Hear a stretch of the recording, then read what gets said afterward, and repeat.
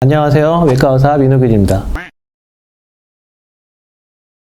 이번 영상에서는 저희 병원에서 제가 주로 하는 수술에 대해서 설명해 드리도록 하겠습니다. 저는 가슴 성형 수술, 여유증 수술, 지방흡입 수술, 복부 성형, 가슴 성형 후 보형물 제거, 보형물 교체, 피막 제거, 가슴 필러 제거, 자가지방 이식, 부작용 치료, 가슴이나 엉덩이 신체 삽입되는 이물질 제거, 이런 여러 가지 수술들, 유방 종양 제거 수술, 갑상선 종양 수술, 지방종 제거 수술, 그리고 겨드랑이 여유증 수술, 겨드랑이 액기증 수술, 겨드랑이 부유방 수술, 이런 여러 가지 수술들을 하고 있습니다. 개업 초기에는 가슴 성형 수술과 여유증 수술을 많이 했었는데요. 부유방이나 여유증 수술 같은 경우는 수술 과정에서 지방 흡입 과정이 꼭 필요하고요. 겨드랑이 쪽 부유방 수술을 하시는 환자분들은 팔이나 견갑 부위, 또 브라라인, 러브라인 쪽 지방 흡입을 추가로 원하시는 경우가 많더라고요. 그리고 여유증 수술 같은 경우도 유선 제거 이후에 자연스러운 가슴 라인을 만들기 위해서는 지방 흡입이 꼭 들어가야 됩니다. 여유증의 주된 원인은 비만과 관련이 있는 경우가 많아요. 그래서 비만하신 분들은 복부 비만이 동반되어 있는 경우가 많죠. 그래서 여유증 수술로 상체 근육 라인을 만든 다음에 복부, 윗배, 아랫배, 러브라인 등 복부 지방 흡입을 추가로 진행하시는 경우가 많아서 지금은 가슴 성형과 지방 흡입을 함께 진행하고 있습니다. 남성분들도 복부 말고 허벅지 지방 흡입을 받는 경우가 꽤 많이 있더라고요. 라인이 살아나는 게 좋겠죠. 부유방이나 여유증, 가슴 축소, 가슴 거상 같은 성형을 할 때 사용하는 약물이나 수술 방법이 지방 흡입을 할 때 쓰는 약물이나 수술 방법과 큰 차이가 없기 때문에 마취 한 번으로 가슴 성형 이외에도 복부나 러브라인, 허벅지 지방 흡입 두 가지 수술을 한꺼번에 진행할 수 있어서 이렇게 수술을 병행하게 되면 환자분들의 반응이 매우 좋습니다.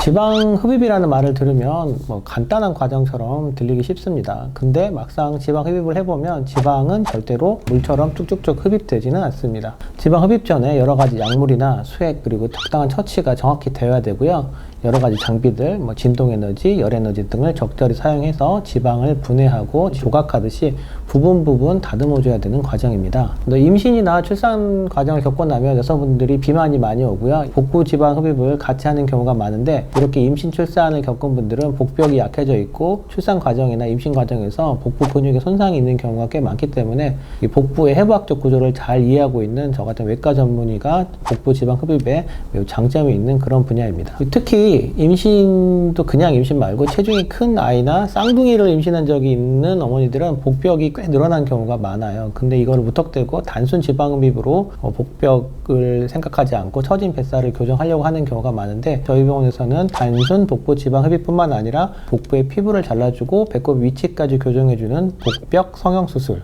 터미턱 수술까지 같이 진행하고 있습니다. 그리고 여유증 지방흡입과 부유방 지방흡입은 다른 부위 지방흡입과는 조금 차이가 있는데요. 이런 부위는 유방에 유선 조직이 섞여 있어요. 유선 조직은 덩어리로 있는 경우도 많지만 질긴 섬유 조직으로 구성되어 있는데 콘크리트에 철근이 섞여 있으면 훨씬 단단해지는 것처럼 피하 지방에 유선이 섞여 있는 여유증과 부유방 지방은 단순 흡입으로 다듬기가 매우 어렵습니다. 제가 지방 흡입을 이렇게 어려운 부유방이나 여유증 지방 흡입부터 시작을 했어요. 그래서 다른 병원보다 지방 흡입하는 수술 장비가 훨씬 많습니다. 이렇게 어려운 부유방 지방 흡입이나 여유증 지방 흡입 그리고 지방 흡입 재수술까지 저희가 하고 있습니다.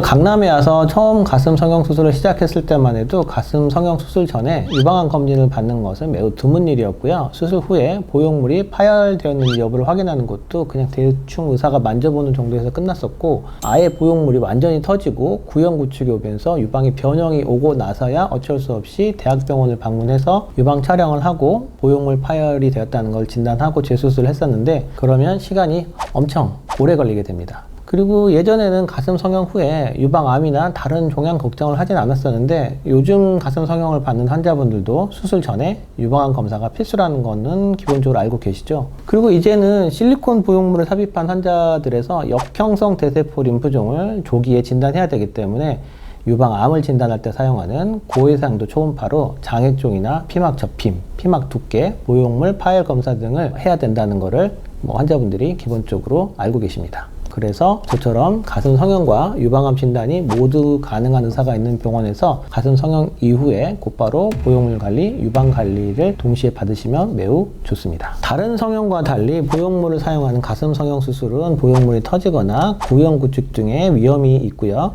유방에 암이 발생할 위험은 동일하거나 오히려 높아지기 때문에 눈이나 입 주위 성형과는 좀 차이가 있죠. 가슴 성형 수술은 아무리 잘 되어도 그때부터 평생 유방 관리가 추가로 시작되어야 됩니다. 그래서 저같이 유방암 진료를 하면서 가슴 성형을 잘하는 유방외과 의사들이 강남에 꼭 필요한 거죠. 성형을 받은 유방 관리는 단순 유방암 진료와는 좀 많이 달라요. 그래서 나중에 유방암을 잘 진료하는 유방 성형 스쿨을 한번 만들어 보고 싶습니다. 네, 많이 합니다.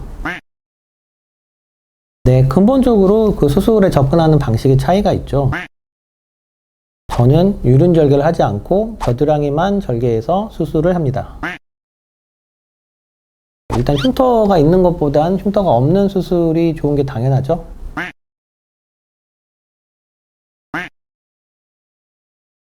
그럼 겨드랑이로 유선을 꺼낼 수 있고 겨드랑이만 절개하는 수술을 할 수 있으면 그 수술은 아주 최신 수술이라는 말도 되는 거네요. 그렇게 어려운 일을 해냅니다. 제가 매번. 제가 사용하는 겨드랑이 절개 여유증 수술 방식은 예전에 겨드랑이로 지방만 꺼내는 그런 방식이 아닙니다. 겨드랑이로 유선을 완벽하게 제거하고 같은 겨드랑이 절개로 지방을 다시 제거합니다. 그래서 절개가 겨드랑이 쪽에만 남게 됩니다. 따라서 흉터도 겨드랑이 쪽으로만 남게 되고 유륜 절개를 하지 않기 때문에 유륜 쪽에는 흉터가 없고요. 유륜에 흉터만 없는 것이 아니라 유두의 감각도 잘 보존됩니다. 남성의 유두 감각 매우 중요하죠? 매우 중요합니다. 무엇보다도 유두 쪽만 건드리는 수술이 아니라 가슴 전체를 다듬기 때문에 유두를 중심으로 한 함몰 부작용 발생이 현저하게 떨어집니다. 제가 겨드랑이로 여유증 수술을 한다고 하니까 겨드랑이로 지방만 꺼내는 걸로 오해하시는 분들이 많은데 저는 겨드랑이로 유선을 완벽하게 제거할 수 있는 여유증 수술을 하고 있습니다. 이상으로 제가 주로 하고 있는 지방흡입, 가슴 성형, 여유증 수술에 대해서 말씀드렸습니다. 제가 목표로 하는 수술은 최대한 자연스럽고 안전하고 흉터 걱정 없는 깔끔한 수술. 유방 종양 수술을 할 때는 안전하게, 성형 수술을 할 때는 깔끔하게, 최대한 안전하고 깔끔한 수술을 위해서 최선을 다하겠습니다. 감사합니다.